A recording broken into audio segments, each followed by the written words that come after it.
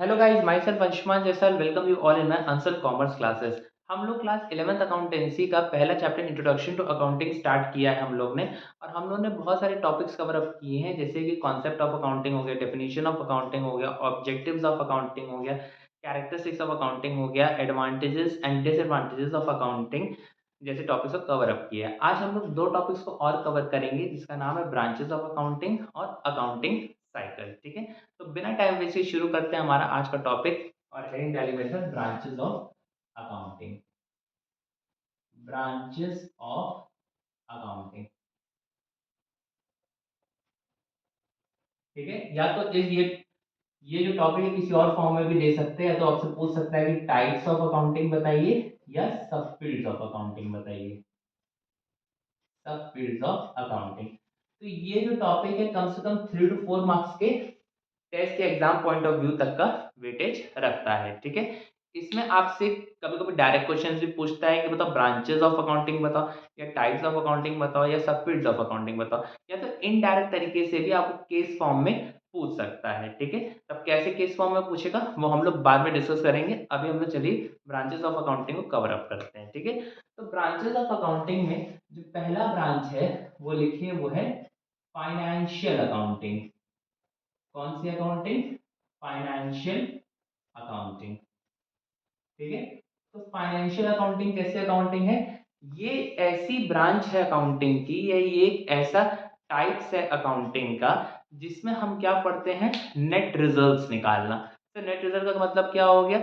मतलब ये जो क्लास 11th की आप जो अकाउंटिंग पढ़ रहे हो, ये पूरा अकाउंटिंग आपका ट्रांजैक्शंस को रिकॉर्ड करने में, ठीक है, उसे क्लासिफाई करने में, उसे समराइज करने में और उसके बेसिस पर नेट रिजल्ट्स निकालने में ये अकाउंटिंग चला जाता है। ठीक है, तो बेसिकली क्या होता है फाइनेंशियल अकाउंटिंग? कैसे, जैसे इसके नाम से पता चल रहा है, फाइनेंशियल मतलब फाइनेंस। ठीक है, जिसमें आप पैसे के लेन देन की ट्रांजेक्शन्स को आप रिकॉर्ड करते हो। और रिकॉर्ड क्यों करते हो? क्योंकि इससे आप क्या करते हो, बिजनेस की net results, profit and loss, या आप बिजनेस की आर्थिक स्थिति, फाइनेंशियल पोजीशन आप पता लगाते हो। तो इस अकाउंटिंग में हम ये चीज पढ़ते हैं। ठीक है, तो ये अब इसमें की पॉइंट्स बना सकते हैं, आपको पूरा लिखने की जरूरत नहीं है। फाइनेंशियल अकाउंटिंग क्या, कैसी अकाउंटिंग है? Financial accounting, this is the branch of accounting,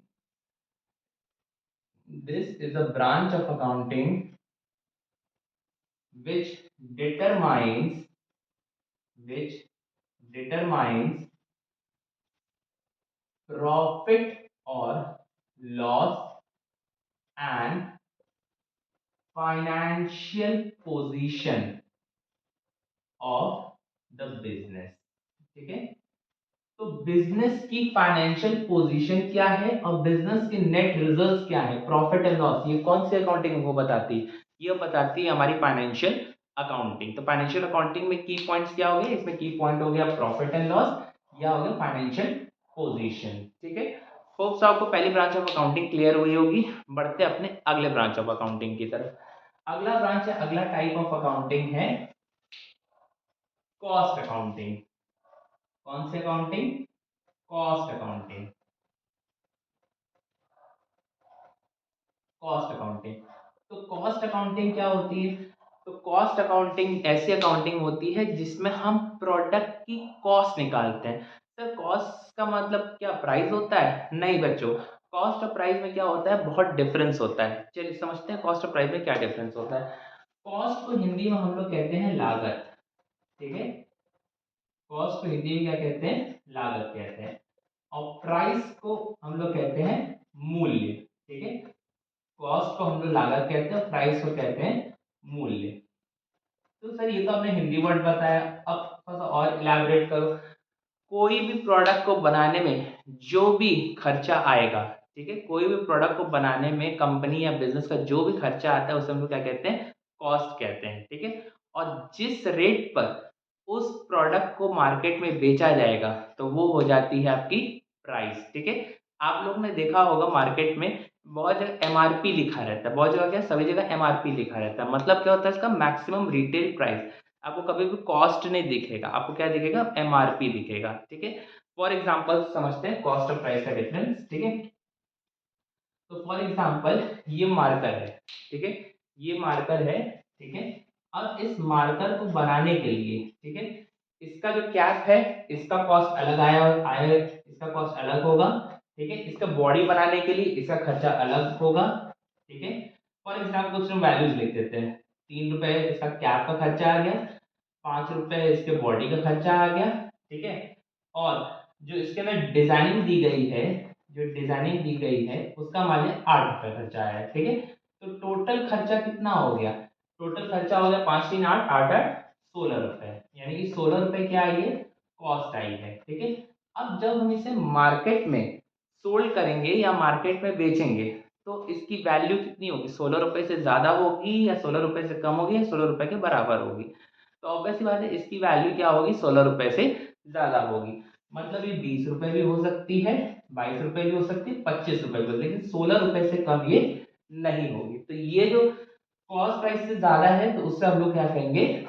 price कहेंगे, ठीक है। और ये जो कॉस्ट है, ठीक है, ये क्या कंपनी के किसी को प्रोडक्ट एंड सर्विसेज के लिए एक्सपेंस होते हैं, ठीक है। तो ऑब्वियस बात है यही इसी कॉस्ट अकाउंटिंग में हम स्टडी करते हैं। किस चीज़ की स्टडी करते हैं कि प्रोडक्ट एंड सर्विसेज की पहले कॉस्ट निकालना जानते हैं, फिर उसके बाद इसके प्राइस कैसे डिटरमाइन कर होता है वो हम इसमें जानते हैं, ठीक है। तो ये कॉस्ट अकाउंटिंग है, ठीक है। तो होप्स आपको क्लियर हुआ होगा कॉस्ट और प्राइस के बीच डिफरेंस। तो लिखिए मेरे साथ, कॉस्ट और प्राइस के बीच डिफरेंस।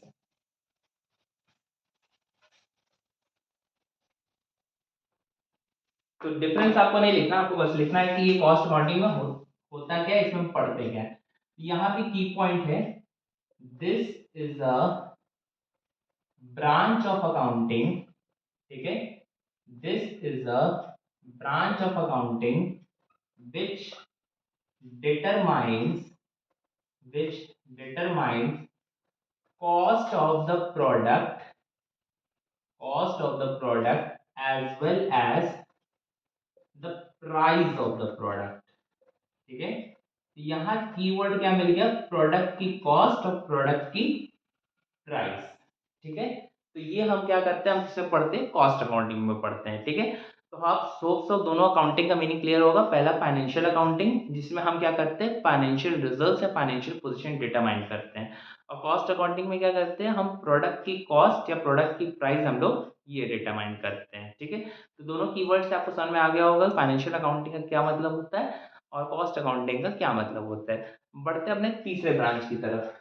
तो तीसरा ब्रांच है, हेडिंग वाली वजह से तीसरे ब्रांच का नाम है management accounting. Management management accounting. तो मैनेजमेंट अकाउंटिंग क्या होता है, ठीक है।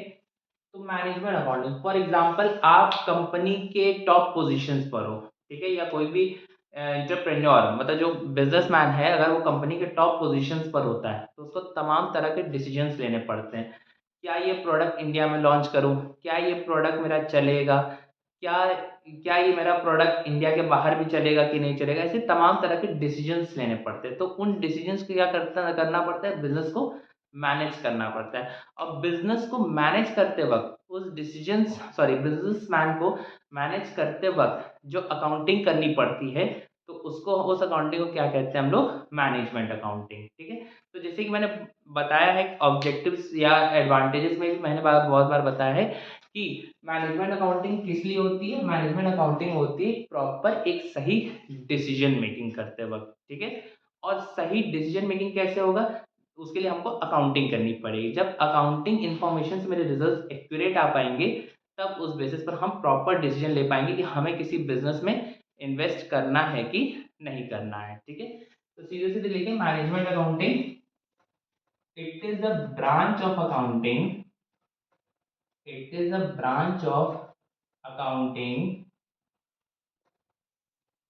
which generates accounting information for proper decision making, ठीक है, प्रॉपर डिसीजन मेकिंग, ठीक है। तो ये मैनेजमेंट अकाउंटिंग क्या हो गया? मैनेजमेंट अकाउंटिंग कैसे अकाउंटिंग की ऐसी ब्रांच ऑफ अकाउंटिंग है जो कि क्या जनरेट करती है? Accounting information. और अकाउंटिंग इन्फॉर्मेशन की मदद से ही हम लोग क्या कर पाते हैं? एक बिजनेस में प्रॉपर डिसीजन ले पाते हैं, ठीक है, क्या प्रोडक्ट्स से रिलेटेड, ठीक है। तो इस स्टडी को हम लोग क्या कहते हैं? इसकी स्टडी होती है उसको हम लोग क्या कहते हैं? Management accounting. तो यहाँ कीवर्ड मिल गया क्या? डिसीजन मेकिंग, ठीक है। तो रिवाइज करते हैं, फाइनेंशियल अकाउंटिंग में कौन सा की पॉइंट्स मिला? फाइनेंशियल रिजल्ट, जिसे प्रॉफिट एंड लॉस कहते हैं, या फाइनेंशियल पोजीशन, ठीक है। कॉस्ट अकाउंटिंग में हम क्या कहते हैं? कॉस्ट अकाउंटिंग में प्रोडक्ट की कॉस्ट या प्रोडक्ट की प्राइस डिटरमाइन करते हैं। मैनेजमेंट अकाउंटिंग में क्या करते हैं? मैनेजमेंट अकाउंटिंग में हम डिसीजन मेकिंग लेते हैं, ठीक है। कौन से बेसिस पर लेते हैं? अकाउंटिंग इंफॉर्मेशन के बेसिस पर लेते हैं। तो ये था मेरा 3 अकाउंटिंग। बढ़ते अपने अगले अकाउंटिंग की तरफ। तो हेडिटरी फोर्थ अकाउंटिंग है।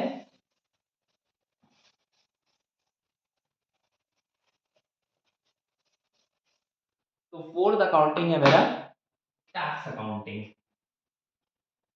Tax accounting, tax accounting. तो टैक्स अकाउंटिंग, इसके नाम ही से पता चल रहा है, वो अकाउंटिंग जो हम टैक्स पर्पस से स्टडी करते हैं, ठीक है, उस अकाउंटिंग कहते हैं टैक्स अकाउंटिंग। तो टैक्स होता क्या है? Tax is a compulsory payment made by the individuals to the government, ठीक है। अब सरकार हम लोग के लिए इतना कुछ करती है, समाज के लिए welfare of the society, main objective क्या है? हमसे पैसा कलेक्ट करने का, welfare of the society, provide society के लिए समाज सेवा करना, ठीक है।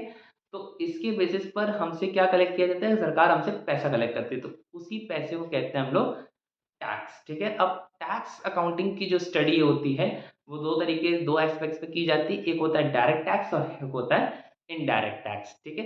अभी आपको नहीं पढ़ना है टैक्स अकाउंटिंग। टैक्स अकाउंटिंग जब ग्रेजुएशन में जाओगे तब उस लेवल का वो सब्जेक्ट आएगा। तो बस हमको ये जानना है कि टैक्स अकाउंटिंग कैसे अकाउंटिंग है, on the basis of which we are able to determine the taxes. Example direct tax and indirect tax, ठीक है। तो आप सिंपली इसमें की पॉइंट हाईलाइट कर सकते हो। Tax accounting, this is a branch of accounting, this is a branch of accounting which deals with computation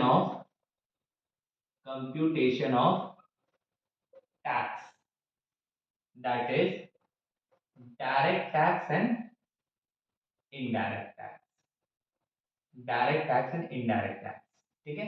direct tax और इनडायरेक्ट टैक्स की स्टडी करने को हम लोग क्या कहते हैं, या उसकी अकाउंटिंग को क्या कहते हैं? हम लोग टैक्स अकाउंटिंग कहते हैं, ठीक है। तो यहाँ भी कीवर्ड मिल गया। टैक्स अकाउंटिंग में किस चीज की स्टडी करते हैं? टैक्स कैलकुलेट करने की। अब टैक्स क्या होता है? डायरेक्ट टैक्स होता है, इनडायरेक्ट टैक्स होता है, ठीक है। तो होप्स आपको टैक्स अकाउंटिंग क्लियर हुआ होगा। ये जब आप ग्रेजुएशन में जाओगे तो और उसको डिटेल में पढ़ोगे टैक्स अकाउंटिंग के बारे में, ठीक है। तो अभी टाइम ना वेस्ट करते हुए इस पर बढ़ते हैं अपने अगले ब्रांच ऑफ अकाउंटिंग की तरफ। अगला ब्रांच ऑफ अकाउंटिंग हेडिंग डाली social reporting accounting. Social reporting accounting, social reporting accounting. तो सोशल रिपोर्टिंग अकाउंटिंग क्या होती है?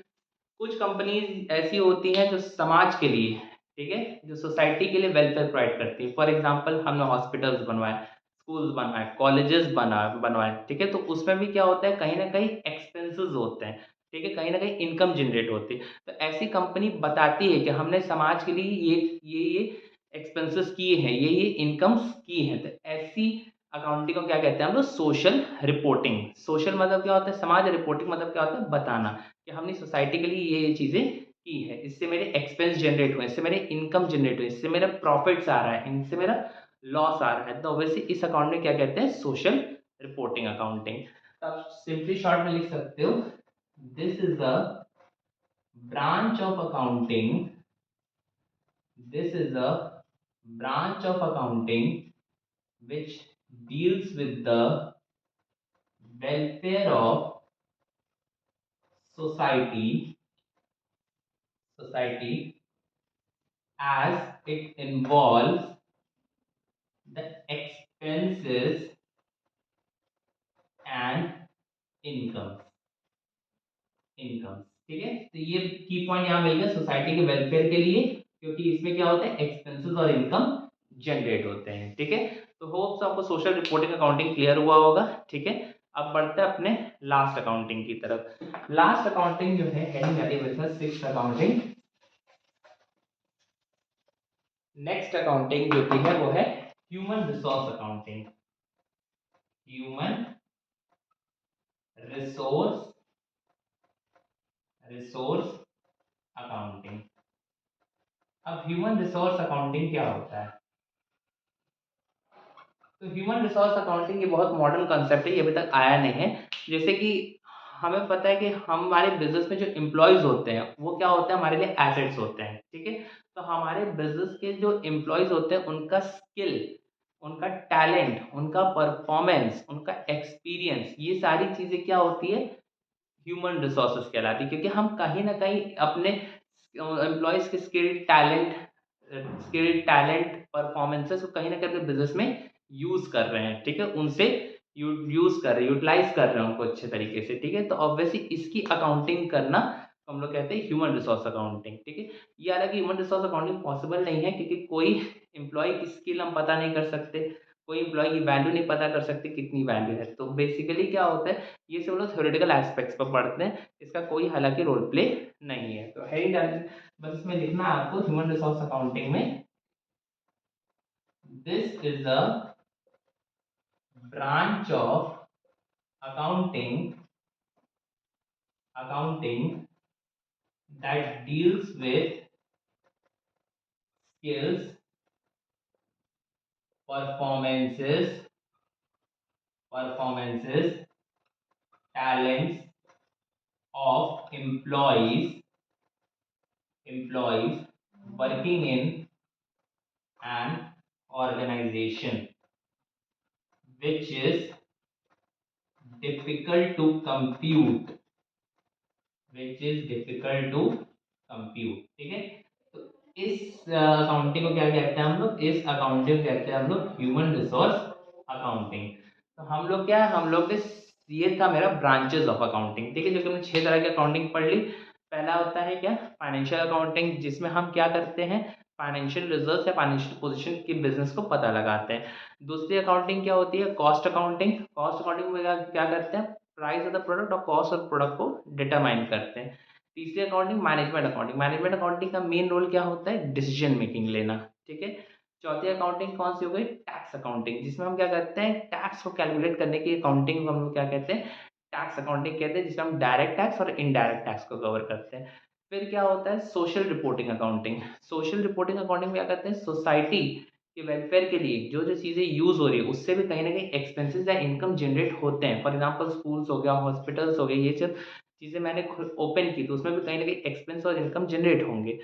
तो इस अकाउंटिंग क्या कहते हैं, सोशल रिपोर्टिंग अकाउंटिंग। और लास्ट अकाउंटिंग क्या होगी, human resources accounting. Human resource accounting क्या होगी, जिसमें हम अपने एम्प्लॉयज़ के स्किल्स, टैलेंट, परफॉर्मेंसेस को यूटिलाइज करते हैं और उसकी जो अकाउंटिंग होती है उसे कहते हैं ह्यूमन रिसोर्स अकाउंटिंग, जो कि बहुत मुश्किल है इस तरह की अकाउंटिंग करना, ठीक है। तो ये था मेरा ब्रांचेस, टाइप्स और सबफील्ड्स ऑफ अकाउंटिंग। होप्स तो आपको क्लियर हुआ होगा, ठीक है। तो बढ़ते हैं अपने अगले टॉपिक की तरफ, जिसका नाम है अकाउंटिंग प्रोसेस या अकाउंटिंग साइकिल, ठीक है। बेसिकली इसको अकाउंटिंग प्रोसेस तो नहीं बोलेंगे, अकाउंटिंग साइकिल ही बोलेंगे, क्योंकि अकाउंटिंग प्रोसेस हम लोग फर्स्ट क्लास में ऑलरेडी कवर कर चुके हैं। तो जस्ट ये सेम है अकाउंटिंग प्रोसेस की तरह, अभी समझा देंगे तो और अच्छे तरीके से क्लियर हो जाएगा। तो अकाउंटिंग साइकिल, हेडिंग कर दी मेरे सर, अकाउंटिंग अकाउंटिंग साइकिल।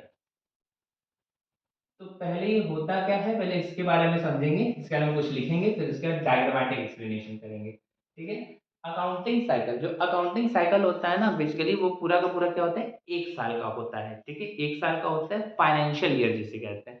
तो लिखिए मेरे साथ, in accounting year is categorised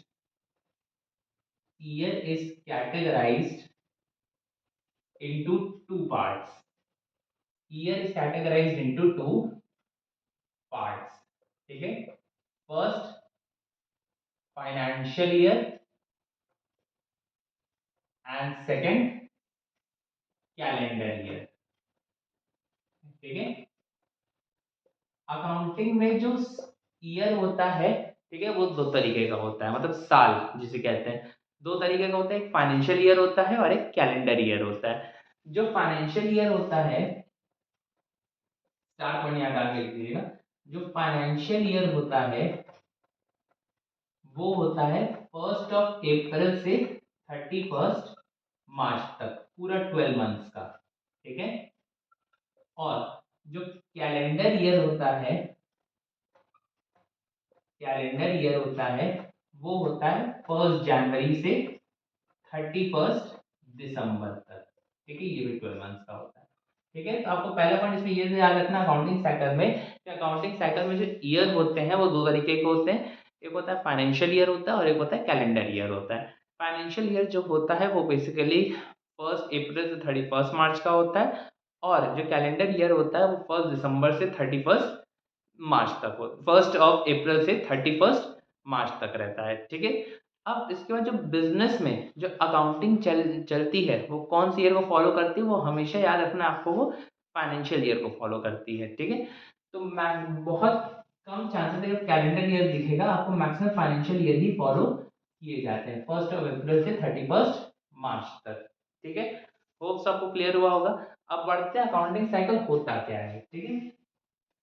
तो लिखिए सेकंड पॉइंट करके, accounting cycle, accounting cycle is the process, ये क्या है, एक प्रोसेस है, किस चीज का प्रोसेस है, process of identifying transactions, identifying transactions, recording, recording in books of accounts, books of accounts, classifying, classifying in ledger, summarising, summarising in trial balance, and analysing and interpreting, analysing and interpreting in financial statements, ठीक है। तो ये होता है accounting cycle, ठीक है। Accounting cycle क्या होता है, अकाउंटिंग साइकिल एक प्रोसेस है, जो हमने स्टार्टिंग में प्रोसेस ऑफ अकाउंटिंग पढ़ा था वो वही चीज है, ठीक है। सबसे पहले हम क्या करते हैं, ट्रांजैक्शंस को आइडेंटिफाई करते हैं कि वो बिजनेस नेचर का है कि वो पर्सनल नेचर का है। अगर वो बिजनेस नेचर का है तो हम रिकॉर्ड करेंगे, पर्सनल नेचर का है तो हम रिकॉर्ड नहीं करेंगे। क्यों ऐसा करते हैं, क्योंकि हमारा जो अकाउंटिंग है वो क्या है, बिजनेस की लैंग्वेज है, तो इसीलिए बिजनेस से रिलेटेड सारी बातें होती है, ठीक है। ट्रांजैक्शंस को आइडेंटिफाई कर दिया। दूसरा हम लोग रिकॉर्डिंग कहाँ करते हैं, रिकॉर्डिंग करते हैं बुक्स ऑफ अकाउंट्स में, ठीक है। बुक्स ऑफ अकाउंट्स को क्या कहते हैं हम लोग, जर्नल कहते हैं, ठीक है। क्लासीफाई किधर करते हैं, लेजर में कहते हैं, लेजर, लेजर में, जिसमें हम लोग क्या करते हैं, एक एक का अकाउंट ओपन करते हैं हर ट्रांजेक्शन का, ठीक है।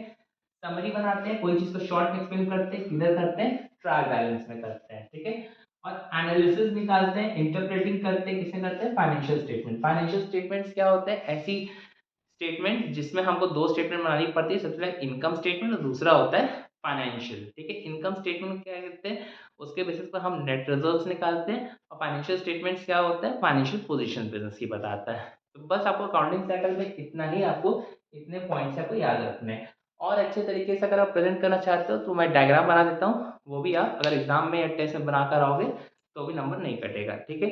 तो डायग्राम बनाते हैं इसका, अगर आप वीडियो को पॉज करके आप नोट डाउन भी कर सकते हो। तो इसका डायग्राम कैसे बनता है वो भी देख लेते हैं।